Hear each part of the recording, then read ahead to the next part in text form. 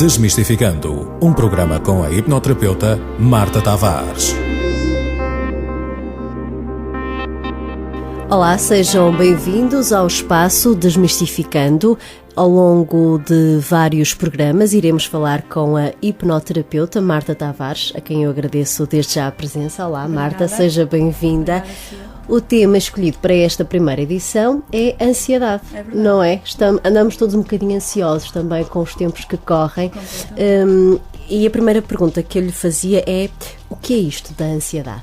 Tentando explicar exatamente como é que é esse processo. A nível geral, define-se a ansiedade como um estado psíquico de apreensão ou medo, por antecipação de uma coisa que pode potencialmente desagradável ou perigosa, não é?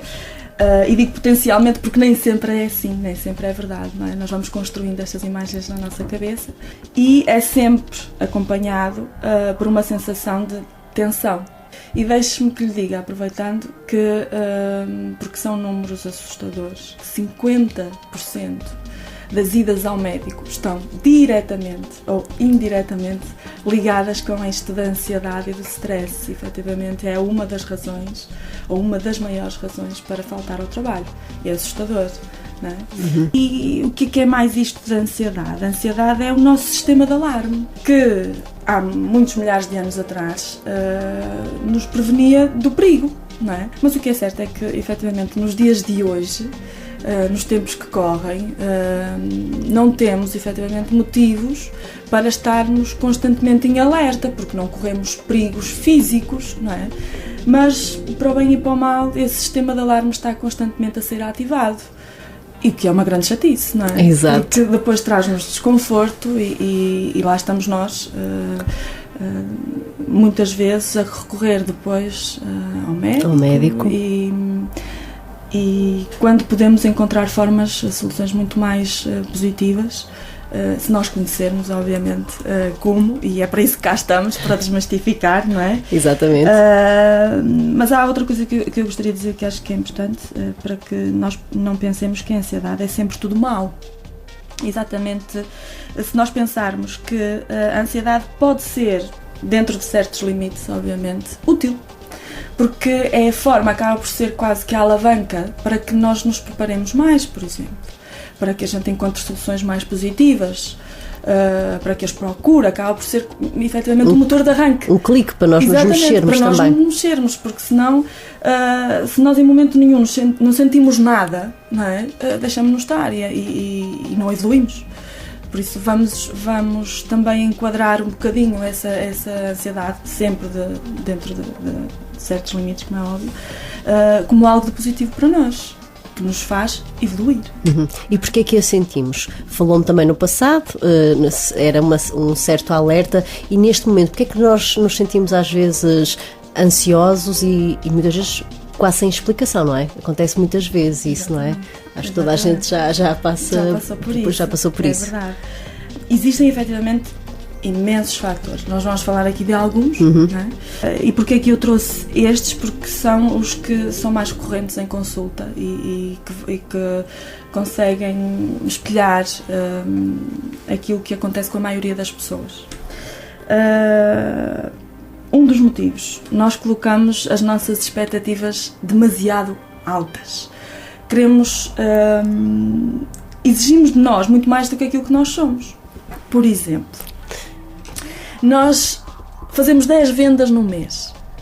Temos a tendência de dizer que fiz umas 11, 15, não é? Ou, por exemplo, fazemos um exame, fazemos um teste e tiramos 67, por exemplo. Temos a tendência de dizer, tirei uns 70, não é? Exato.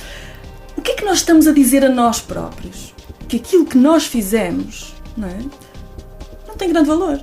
E, obviamente, que depois nós vamos nos sentir, para além dessa ansiedade constante de querer alcançar aquilo que nós nunca conseguimos, porque pomos sempre a fasquia ou demasiado alta, ou sempre acima daquilo que a gente consegue. Para além da ansiedade, é a desmotivação. A gente fica, não é? Depois achamos estranho, como é que eu estou sempre triste, estou sempre desanimado, porque eu próprio estou constantemente a me boicotar. Depois, existe outra coisa também, que me parece, outro fator que me parece importante, é que nós estamos sempre a tentar corresponder às expectativas do outro. E está mais do que sabido que isso é praticamente impossível, não é? Porque até existe o ditado que é a gente não consegue agradar a gregos e troianos, que diz mais ou menos isso. É praticamente impossível nós corresponder às expectativas do outro por uma razão muito simples, Sofia. Nós não sabemos o que se passa na cabeça do outro. Sabemos nós, às vezes, tão mal saber o que se passa dentro da nossa, muito menos o que se passa na cabeça do outro. Por isso, não é de admirar que nós estejamos constantemente ansiosos, constantemente desanimados, porque estamos a pedir o impossível de nós próprios, não é? Um outro fator que me parece importante, para que muitas vezes as pessoas também saiam dessa sensação de vitimização. A coitadice está muito na moda. Coitadice, belo vocábulo. A coitadice está muito na moda. Incutimos na outra a responsabilidade de todas as nossas maleitas, de todos os nossos males. A culpa é do meu filho, a culpa é do meu marido, a culpa é do meu patrão. É do meu patrão, a culpa é do empregado. Não estará na altura da gente assumir as nossas responsabilidades.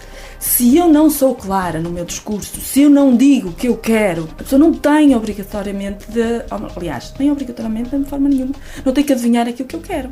E eu é que tenho a obrigação de ser muito clara. Um exemplo muito rápido, recentemente numa consulta, uma paciente que era uma mulher muito bonita, e temos que admitir que era, e ela tinha constantemente, ela dizia, confessou que não foi o motivo da consulta,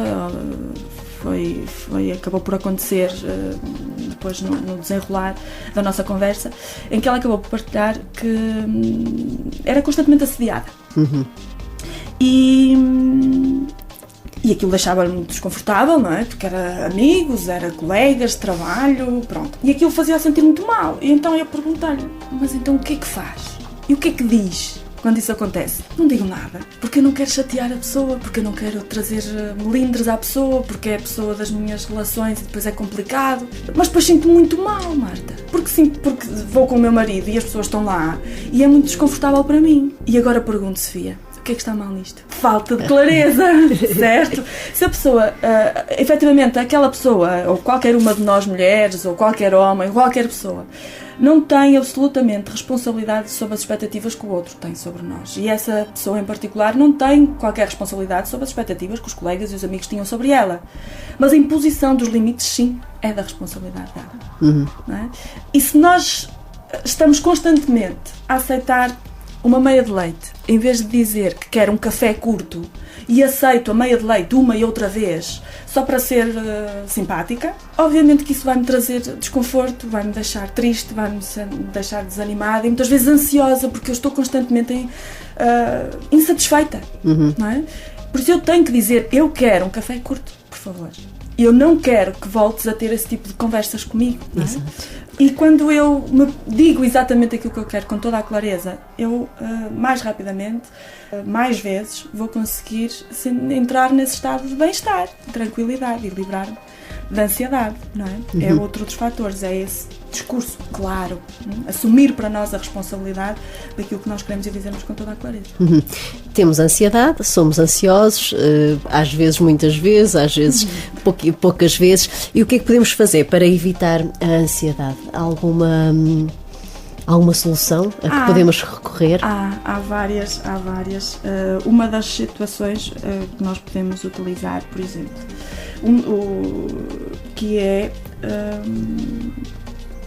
nós muitas vezes estamos ansiosos, por exemplo, para um exame, não é? Para uma prova, para uma apresentação.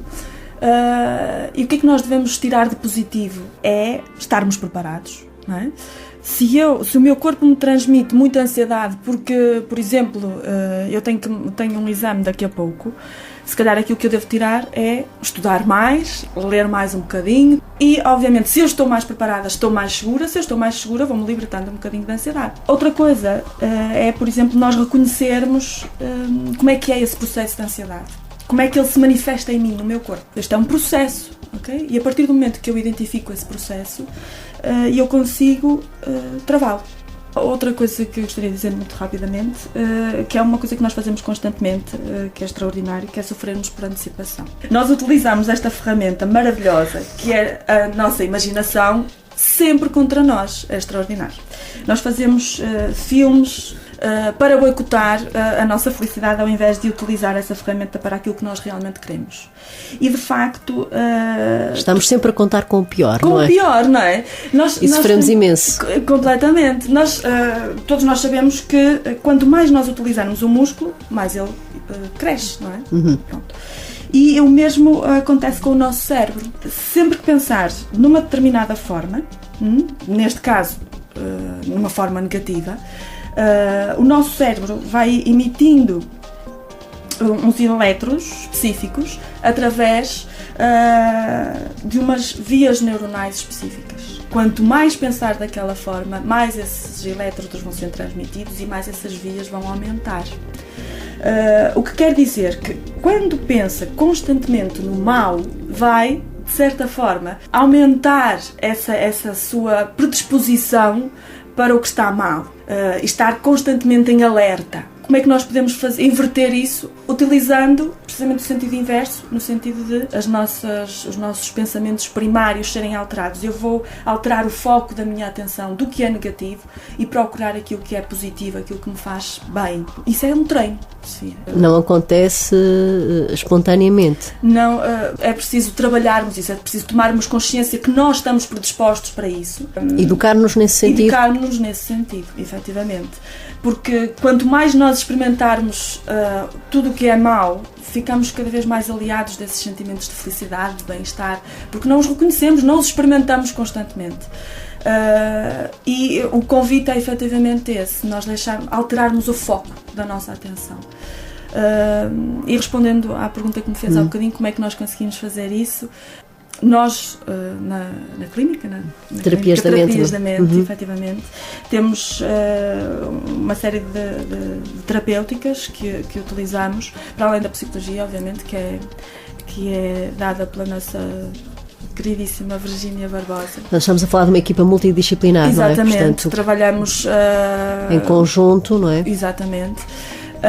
Temos depois algumas abordagens como a hipnoterapia, que permite, num estado de relaxamento adequado, entrar no subconsciente da pessoa e fazer os ajustes necessários, sempre no sentido do mais alto bem da pessoa, obviamente, alterando os mapas mentais da pessoa, ajudando a pessoa a ressignificar todas as suas experiências de vida e procurando as alternativas mais positivas através da programação neurolinguística, ou através do coaching, que é uma ferramenta que para mim é valiosíssima e que iremos abordar num próximo programa. Exatamente, que ajuda efetivamente as pessoas a se conhecerem e a encontrar, a potenciar aquilo que de mais positivo e mais valioso que elas têm, mas não esquecendo nunca de quais são as suas fraquezas, porque é importante nós reconhecermos para conseguir ultrapassá-las também.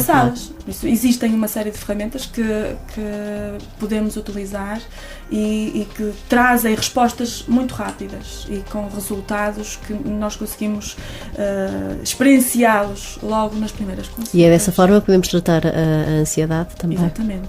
Exatamente. Muito bem. Não sei se gostaria de deixar também alguns conselhos também para os nossos ouvintes. Exatamente. Porque todos nós sofremos de ansiedade, todos não nós. É? E eu própria, como terapeuta, todos os dias, certamente menos, porque recorro a essas ferramentas que tenho, não é? Mas todos nós sofremos com isso. Às vezes uma questão de saúde, às vezes uma questão de expectativas, emprego, não é? Exatamente. Mas enquanto nós estivermos a utilizar, a ocupar a nossa mente com tudo o que é mau, Sofia, sobra muito pouco tempo para aquilo que realmente... para construir ideias positivas. Olha, eu queria deixar muito rapidamente um pequeno exercício que posso convidar a Sofia a fazê-lo. Não sei, pegando num papelinho e numa caneta ou num lápis, e a todas as pessoas que nos possam estar eventualmente a ouvir, que é a regra dos 80-20. Ok? E eu vou fazer algumas perguntas muito rapidamente e as pessoas vão ponderar sobre elas. Podem tomar nota porque podem fazer depois o exercício mais tarde. Primeira pergunta é que faça uma auditoria às pessoas, atividades ou situações da sua vida e faça as seguintes questões: quais os 20% ou as 20% das atividades que produzem 80% de resultados?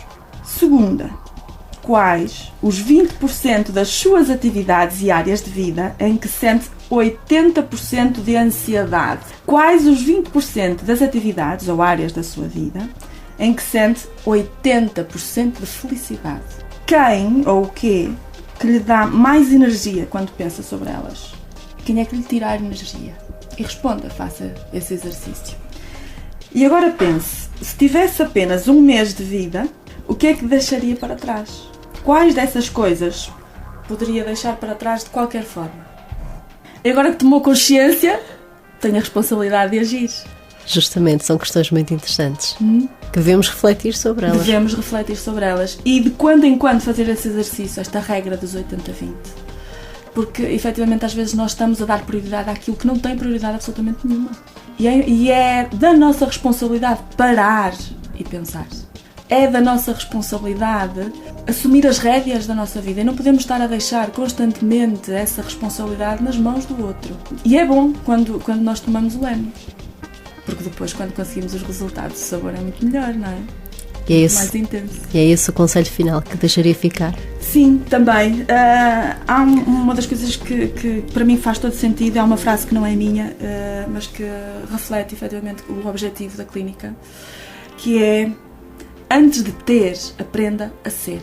E dá que pensar, porque nós devemos procurar o nosso caminho. E a Sofia e muita gente, e eu também, já passei por isso. Qual é o meu caminho, afinal? O caminho é o que me faz feliz. Muitas vezes nós não devemos fazer alguma coisa pelo reconhecimento dos outros ou pelo dinheiro que isso nos traz. Não me interpretem mal. Mas nós podemos até estar a fazer a coisa certa, mas estamos a fazer pelo motivo errado. Porque quando nós fazemos aquilo que nós realmente queremos, o reconhecimento e o dinheiro vêm por acréscimo. Por isso, o desafio, efetivamente, é parar, olhar para dentro e procurar aquilo que nos faz feliz. E ter a coragem de agir. A ansiedade vai acabar por desaparecer. Muito bem, coragem para agir será, no fundo, a frase que termina esta primeira edição do Espaço Desmistificando, um espaço que contará também nas próximas edições com a participação da hipnoterapeuta Marta Tavares. Já sabe, voltamos na próxima semana. Desmistificando, um programa com a hipnoterapeuta Marta Tavares.